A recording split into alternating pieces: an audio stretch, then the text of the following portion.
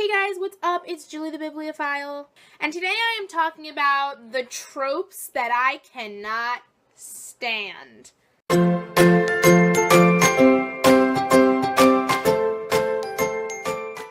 So, I'm generally a really easy person to please. Like, there are books like Blood of Olympus or Cursed Child that a lot of people hated because they said they were cheesy and it was not, powerful enough. But I'm like, you know what? It's a story about my favorite characters. I'm gonna enjoy it. I'm very easy to please. It's very rare that I hate a book. Generally, I love things. It's very rare that I hate a TV show, even when other people start hating it. I'm just like, it's still good. I still get to see my favorite characters. What's the issue? Also, when it comes to cliches, I'm usually not that bad with cliches. I'm fine with cliches. I'm like, you know what? It's a cliche for a reason. There's a reason it's used so much, because it's good, and normally I just like stuff. But there are some tropes out there that really get me angry, and worst case scenario could turn me off from a book or TV show or whatever. These tropes can be present in any kind of story. Like I said, I've even seen them in some musicals that I'm going to mention. So without further ado, in no particular order, I am just going to go ahead and get started. So coming in first, and this might be my most hated trope, the love triangle. Why? The love triangles, you cannot escape them no matter where you go. They are in every book and every TV show, and it's just so hard to get away from them. In some way, shape, or form, they always want to put a love triangle in, and everybody hates love triangles, so I don't get what the appeal is. Why editors and authors and publishers and producers and screenwriters feel the need to put a love triangle in everything. It's just disgusting! The amount of times I have seen a good story ruined by a love triangle. Sometimes it can be done well. Generally, I don't have a problem with the love triangle if there is a reason behind it. Like, if there is a serious reason why this girl might be having a conflict between these two guys. Like, let's say Hunger Games, which I think is probably one of the first books that it was really prevalent for.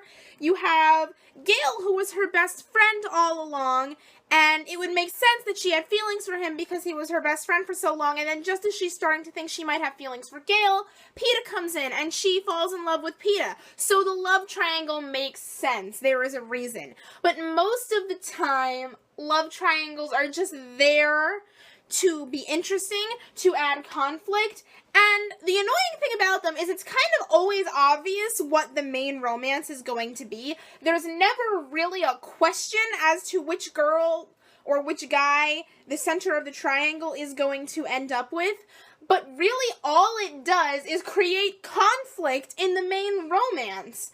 Oh, God, just stop doing love triangles. It's not interesting, it's not good, and it's just bad for the book and the story. Coming up next, I might hate more than love triangles. This is also vying for spot number 1 of most hated tropes, and that is the bad boy trope.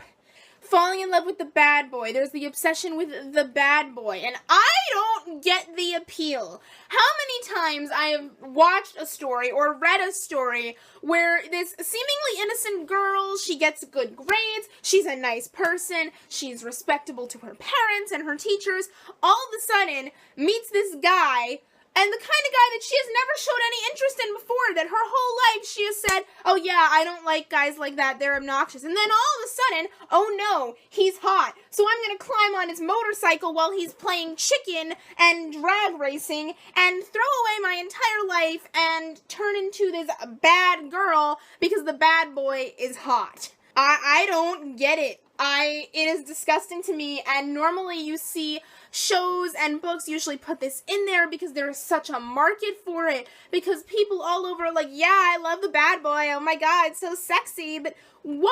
It is romanticizing horrible, horrible behavior. It's romanticizing horrible behavior and unhealthy relationships, abusive relationships, usually. I just don't get it. I'm sorry. Coming up next, and this kind of piggybacks off the bad boy trope, is romances where people completely change themselves to be in the romance. I am a big romance junkie. That is kind of the main plot point that I am interested in any story. But the thing is, I am not opposed to people changing for each other. In any romance story you read, people usually change somewhat for each other, and they change together and change for the better, and it ends up being beautiful, and it makes the story that much better. However, there are cases where people will change themselves completely just so that the relationship works. And that is not healthy to me. The main example that I can think of is in Grease. Like I said, piggybacking off the bad boy trope, which is why I don't like Grease. Where at the end of the movie, Sandy turns from this sweet demure girl into the bad girl biker chick, and Danny turns from the biker gangster guy into, like, school spirit football player. But then he sees Sandy in her tight Catwoman jumpsuit, and he turns back into the biker, and then Sandy has pretty much thrown away her entire personality just to make it work with Danny. This can happen in a matter of ways. It's usually an innocent girl giving up herself to be with the bad boy, but it can happen where, you know, like a grumpy person turns themselves completely around just to be with the person. And not that I'm not opposed to that. They're less grumpy, they're happier because they're with the person, but they should still be allowed to be grumpy about some things if that is their personality, and the person should love them because they're grumpy. Basically, I'm opposed to anybody in the romance asking the other person to change in a way that they don't want to change and shouldn't have to change. It's not healthy to me. Romance should be about being together and loving each other for who you are. And so this whole concept of dramatic personality change is just not appealing. Coming up next, I have one that really pisses me off, and that is the strong female character trope, also what I like to call the I'm not like other girls trope. This is when you have a central female protagonist, and this is mostly prevalent in YA novels, pretty much like a lot of YA adventure novels that I have read. The central female protagonist is this strong female character, badass, beating people up, the hero of the war, and I am not opposed to that. What pisses me off is when this girl has to be so, like, tomboyish. And not that that's not okay for girls to be like that, but basically it creates the idea that if you are in any way whatsoever stereotypically feminine, you can't be the hero that saves the day. You just have to be the cheerleader, the antagonist, the bully, the obstacle. Basically what I'm saying is this creates the idea that if you like to wear a dress, you can't be a strong female character. And it pisses me off so much because there are so many girls out there who do have these strong personalities inside them and are strong, independent women, and yet they get to see on TV and read in books that if they are girly and they are just themselves, then they cannot be the hero. They cannot be independent, and they cannot save the day. The ironic thing about this trope is that in trying to fight stereotypes and be socially forward, they are really being quite sexist in my opinion. They always have this action hero who, yeah, I don't think about boys that much, and I don't like wearing makeup or doing my hair, and I really don't care how I look, and yeah, I just like to wear t-shirts and jeans and hiking boots. I've never really worn a dress, and yeah, I'm just like sports.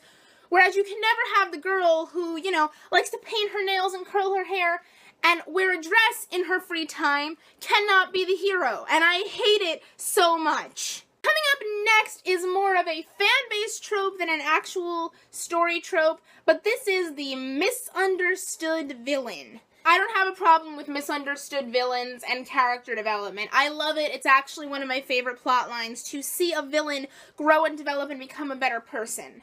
What I have a problem with is when this villain still does all these crappy evil things, never apologizes or feels remorse for said horrible things, never really does anything to develop their character to become a good person, and suddenly the hero and everybody's having sympathy for them, and no, we can't fight them, they just had a hard childhood. Like, I don't care what motivation you had, if you kill someone, you kill someone! That's just kind of the point! A serial killer is a serial killer, and unless you're actually showing remorse for it, you need to go. That would be like, you know, Harry being like, no, I can't kill Voldemort because he had a problem with his family and he wasn't understood as a child. It's so annoying to me. It's so annoying when I see a villain become the hero and part of the hero squad when they don't do anything to deserve that spot. And finally, the last one I am going to mention is a really, really skeevy one, and that is incestuous, but not actually incestuous, but technically it kinda is, forbidden love. I see this more in TV shows than in books, but I did see it with a book recently, and this is when you have something like, it's forbidden love because there's a foster brother and sister, or a step brother and sister, usually brother and sister, who are not related by blood, that fall in love. It's so gross to me, and it's so problematic, and why are you romanticizing this? Like, I don't care if you're not blood related, you're brother and sister, and it's, ugh. And then there's usually scenes like they have sex. I know a lot of people like that trope and end up liking those couples, but it's so disgusting to me. So gross. I get skeeved out by it. Like, I feel like I need to take a shower after I see these stories.